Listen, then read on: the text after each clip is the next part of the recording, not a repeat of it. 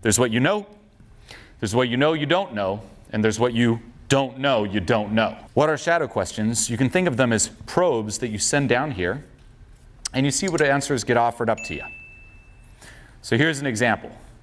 Imagine I were to ask you, why do you not deserve success? What's the first thing that comes to mind when you hear this? I do. What the fuck? What? Yeah, what do you mean? Of course I do. And I'm not saying you don't.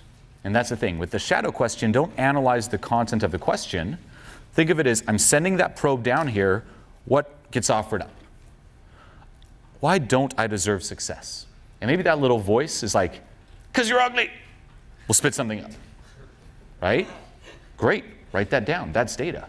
It's probes that give you the data of what's perhaps keeping you unsuccessful or stuck or self-sabotage alive. Okay, when it comes to self-sabotage too, by the way, there is no such thing. Same with like that consistency question. Whatever your life situation is right now, it's exactly what you want. Let this sink in. This is a game changer too. If you look at your life, including all the things you don't like about your life, you actually like them. But you're not aware of the part of you that does. Huge. Okay? You might hate right now that you haven't achieved a certain level of success. You're like, no, it's not true. I want to be more successful. BS. You actually don't. Or you would be. Self-sabotage is you getting exactly what you want, but you're not aware of it. So here's an example. If down here, there's a belief that it's like, you know, you suck for what you did in the past, and you might have buried it. You might not even think about it consciously. And here you are trying to become successful, and you keep self-sabotaging. It could just be because that part of you is like, nope, we can't let us be successful or we wouldn't get the punishment we deserve. If there's a belief, for example, it's like, you know, success is scary, success is bad, success is a lot of responsibility, success is not for me, then of course you're going to self-sabotage to stay congruent to it. The same with your whole core identity.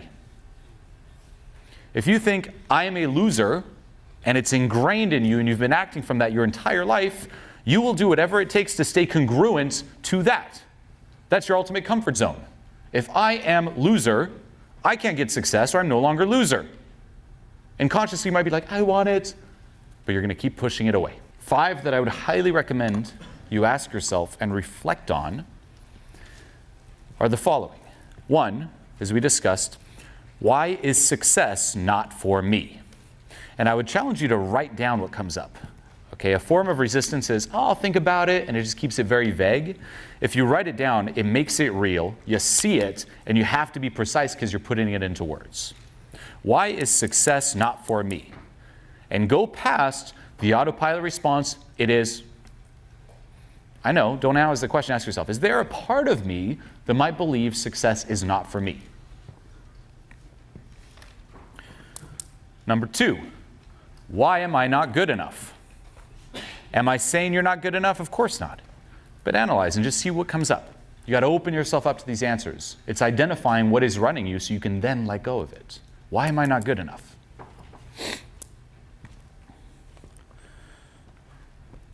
Number 3, what am I hiding? What am I hiding? What am I afraid people will see?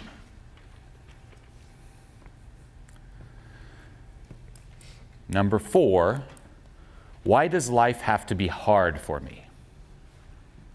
Why does life have to be hard? And number 5, why do I hate myself? Now, when you hear this, these shadow questions, especially if you're on the affirmation, reason with your subconscious, try to BS your subconscious, there's a lot of resistance. Why? Because it's like, well, that's focusing on the negative.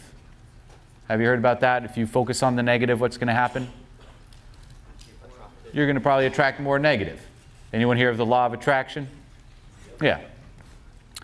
But here's the thing, and this is what blocks people. All those things that you're now focusing on that were out of your awareness, whether you're aware of them consciously or not, they are currently active and have been active and have been attracting things in your life. right?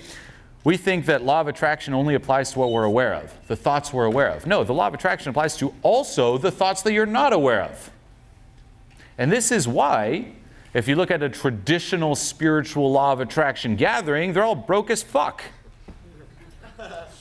Right? It's like, oh, you're trying to manifest things with your positive thinking. How's that going? And it's all these, like, honestly, just broke people attracting horrible things. Why? Because they never address the subconscious, the world they're not aware of.